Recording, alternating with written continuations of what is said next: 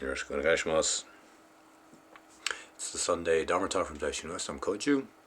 It's a beautiful fall day at the temple. It's definitely no longer summer anymore. We've turned towards fall and things are brisk and we're anticipating rain this next week. So a little bit earlier than expected, I would say.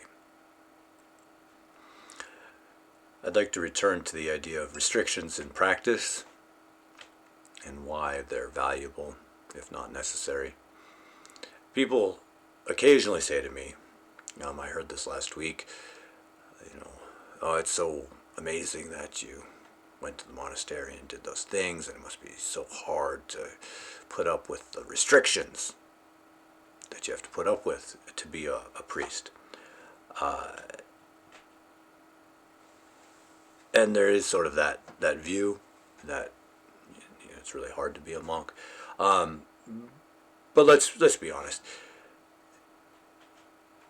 Whatever situation you are in, there are restrictions. Simply by nature, being a human being, there will be restrictions.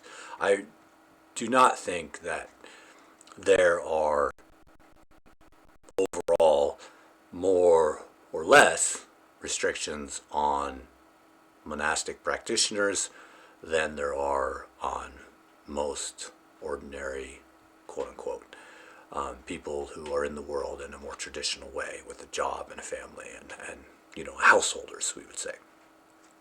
Zeitgeist, literally, having a house. It's just a different set of trade-offs. Everything is trade-offs. And while there might be, some people might have more or less restrictions, perceived restrictions, it might seem as if wealthy and influential people have more freedom, although that's a tricky word and we'll get into that in a moment.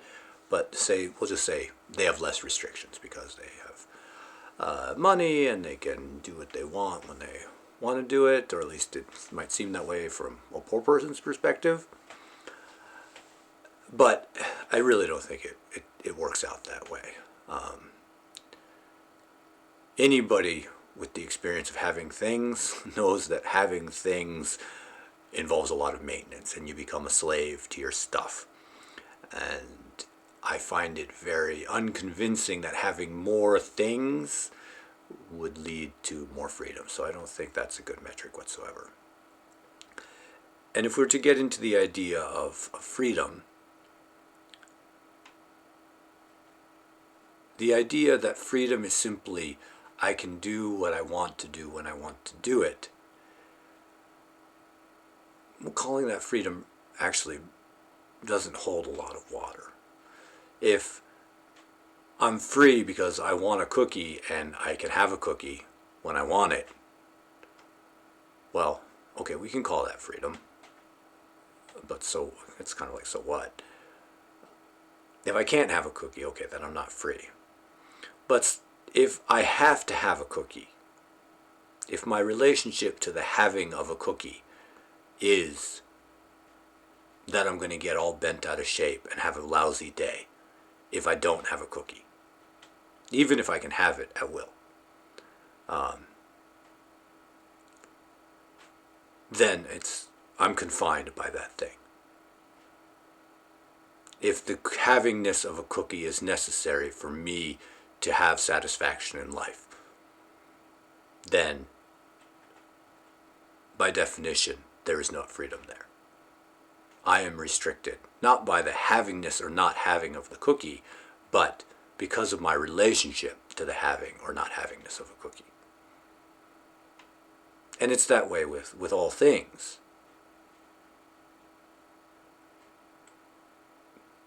So we have to be very, very careful.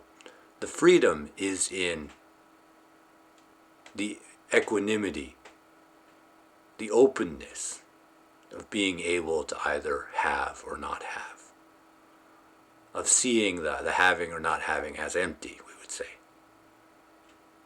That's where freedom lies.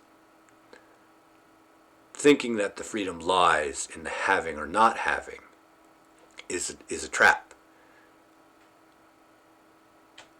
it encourages, it's a trap because it encourages the pursuit of the havingness, like this idea that the havingness will somehow increase our freedom. And because I think it's very, very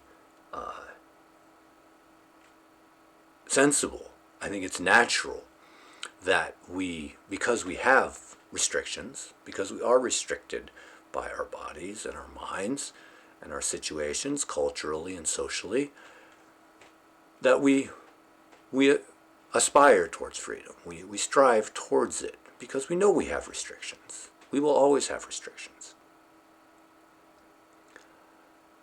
And so looking for freedom is a sensible thing to do. It makes sense. But when we start looking in the wrong place, like in the havingness and not having of things, then we further compound the problem.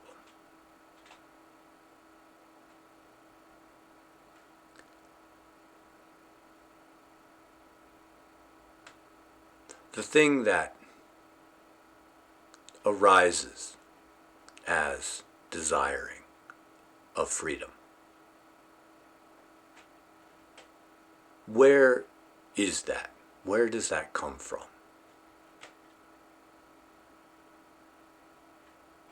Over and over we find that freedom is found inside the restrictions, within the restrictions. The perceived restrictions of the body and mind, I mean. We may not be able to have the things that we want when we want to have them. But we learn through friction sometimes, through artificially imposed frictions, that the not having of those things, that there's freedom in that not havingness, that if we surrender our attachments to the having and not havingness of things, that freedom can be found. And sometimes those restrictions come from outside, like in going to a monastery. But it's not exclusive to that sort of a path, to that sort of situation. There is always frictions in householder lifestyle, in anybody's lifestyle, because there are inherently restrictions.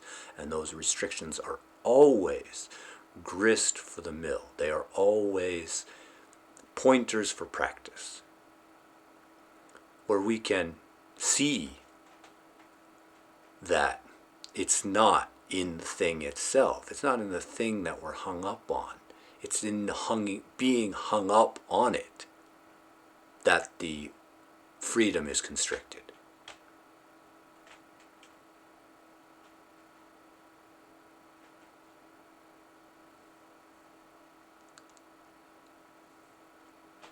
Last week's talk was an infinite open field.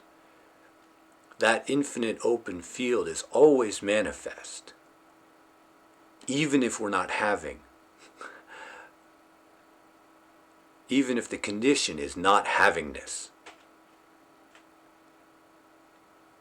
That's what that is. And within that, as that not havingness, there is complete openness and equanimity towards everything. Or the havingness too. We can have things and enjoy having things. But when we must have them, when we have to have a cookie, or we have to be the smartest, or the best, or the richest, or the whatever it is, when we have to live up to the idea of our own self, and we're stuck on that, we're attached on that, we're stuck on that havingness. I have to have that thing. I have to have this idea of myself, and it must be fulfilled in order for me to find satisfaction in my life. Then that infinite open field is constricted. We don't have to have that. Or the freedom is within the having or the not having. It is bigger than the having or the not having. It is not restricted by the having or the not having. When we have and we're satisfied, we get stuck in the satisfaction. Oh, my idea about myself has been fulfilled. I feel so good now. Or my idea about myself is not being fulfilled. I feel like such an idiot and so worthless now. But the freedom is bigger than either of those states. It encompasses any state that arises.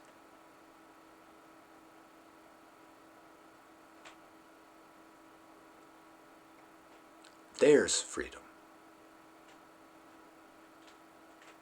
It is not confined in the manifestation, in the positive or the negative, in the having or the not having.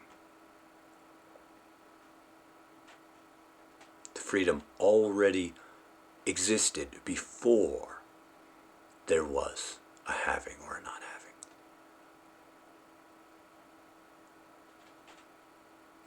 Okay. Thank you very much. We are having an introductory program October 11th and 12th from 11 o'clock on the 11th to the following lunch the following day. And it's a good time for people who are interested in the temple, who would like to see what we do, to come and get a little bit more of a thorough explanation than I usually offer sesshin participants or people that just come for our Sunday zazenkai. So if that sounds appealing and you're able to come to Northern California on October 11th and 12th, then please send an email, contact@daishu-in-west.org, or just go to the website and there's some instructions and a schedule there. ありがとうございます。